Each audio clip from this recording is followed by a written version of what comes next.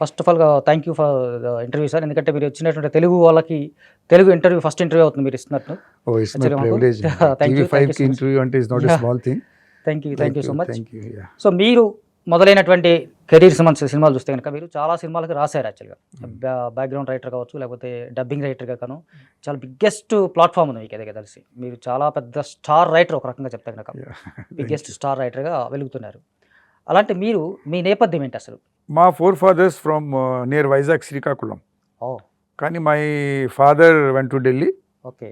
He was member railway బోర్డ్లోని పెద్ద పోస్ట్లో ఉండేవారు. సో మా ఎడ్యుకేషన్ అంతా అక్కడే అయింది, ఢిల్లీలో. I done my graduation from Delhi university and MA start చేసిన హిందీలో కూడా, mostly Hindi only. Okay okay. So అక్కడే I use to do some plays, ఇవన్నీ హిందీలో చేస్తూ ఉండేవాడిని. Okay. So like that interest వచ్చింది, సినిమాలో కూడా వెళ్ళాలి అని ఇంట్రెస్ట్ ఉండేది. కాలేజ్లో అందరూ అంటుండేవారు, నువ్వు బాగా చేస్తున్నావు, గుడ్ లుకింగ్ ఆల్సో. లుకింగ్ బాగుంటారు, చాలా బాగుంటారు కదా మీరు. ఈ ఏజ్లో కూడా చాలా హ్యాండ్సమ్ ఉన్నారు, మోస్ట్ హ్యాండ్సమ్ ఉన్నారంటే అసలు ఆ టైంలో ఇంకా అసలు because South Indian food, North Indian weather అవన్నీ కలిసి దేవుడు రూపం ఇచ్చారు. సో అలాగా మీరు తెలుగు మీ ఫోర్ ఫాదర్స్ దగ్గర నుంచి కొంచెం తెలుగు నేర్చుకున్నారు. అక్కడ my father use to say పెద్ద బాల శిక్ష, చిన్న బాల శిక్ష తీసుకొచ్చి ఇంట్లో కొంచెం నేర్చుకోండి అని చెప్పేవారు. అమ్మ నాన్నగారితో మనం తెలుగు మాట్లాడేవాళ్ళం.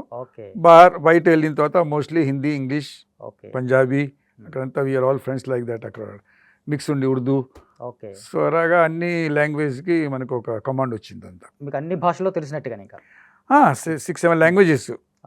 సౌత్ వస్తూ పోతుండే తమిళ్, తెలుగు, బికాస్ రీమేక్స్ అని చేసిన మోస్ట్లీ. సో తెలుగు మెయిన్, దాని తెలుగు ఇప్పుడు నా లాంగ్వేజ్ నేనే ఇంకా నేర్చుకున్నాను. దాని ప్రకారంగా డైరెక్టర్ గారితో వాళ్ళతో సీన్ డిస్కస్ చేస్తూ దాని ప్రకారంగా తమిళ్ ఆల్సో చెన్నైలో వస్తూ పోతుండేవాడిని. దెన్ నార్త్లో పంజాబీ, బెంగాలీ, ఉర్దూ కమాండ్ బాగా దాంట్లో చాలా బాగా వచ్చింది. నేను డైరెక్టర్ అవ్వాలనుకున్నాను ముందు. ఫస్ట్ నేను direct course from Delhi, direction course చేసిన తర్వాత I worked one Hollywood movie, international movie. Sir Richard Attenborough తీసిన గాంధీ ఫిల్మ్కి I was one of the assistant director. Super. Gandhi గారి సినిమాకి మీరు అసిస్టెంట్ డైరెక్టర్. సో చాలా మంది తక్కువ తెలుసు, ఎందుకంటే ఇట్ వాజ్ ఇన్ 82 అనుకుంటాను. నేను ఎంటర్ అయిన ఫీల్డ్కి చాలా young. And he use to call me Attenborough sir, గో, హీ కెనాట్ ప్రొనౌన్స్ గోపాల్ అని, గోప్ అని పిలిచేవారు.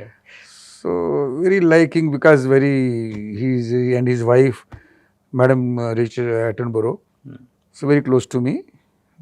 There I learn so many things. Hollywood సినిమాలోని అలాగా, హాలీవుడ్ సినిమాలో అసిస్టెంట్ డైరెక్టర్ క్లాప్ కొట్టరు, కెమెరా అసిస్టెంట్ క్లాప్ కొడతారు. అండ్ చాలా జాలీగా ఉంటారు యూనిట్లోని. So nearly 8 months I was with them. అదైన తర్వాత some people contact me from Hyderabad. Merchant Ivory production వాళ్ళది హీట్ అండ్ డస్ట్ అని, that is also Hollywood movie. Heat and dust. దానిలోని రూత్ పవార్ జాబ్ వాళ్ళ స్టోరీ అది. So they say the person who worked in Gandhi, he knows Telugu and all. So they were shooting in ఇక్కడ హైదరాబాద్లో. Nizam story అది. Nizam goes to అక్కడికి వెళ్తాడు, London చదువులోకి వెళ్తే ఆయనది ఒక ఇంగ్లీష్ లేడీతోని అఫైర్ అవుతుంది. హౌ ఈ జూలీ క్రిస్టీ చేసింది ఆ క్యారెక్టర్, ఎరా అవుతుందని చెప్పారు. ఆ క్యారెక్టర్ చేసినప్పుడు ఐ కేమ్ హియర్. సో ఆ సినిమాలో and I was very much impress with people of Hyderabad. చాలా బాగుండేది. ఆ సినిమా హోలలో నేనే చేశాను. టూరింగ్ టైటం సో మెనీ డైరెక్టర్స్ మెట్ మీ ఆల్సో. కంప్లీట్ చేసుకుని బాంబే వెళ్ళిపోయాను. దెన్ బాంబేలో కాదర్ ఖాన్ గారు ఉన్నప్పుడు, కాదర్ ఖాన్తో నేను, he is a very big writer, so I use to help him.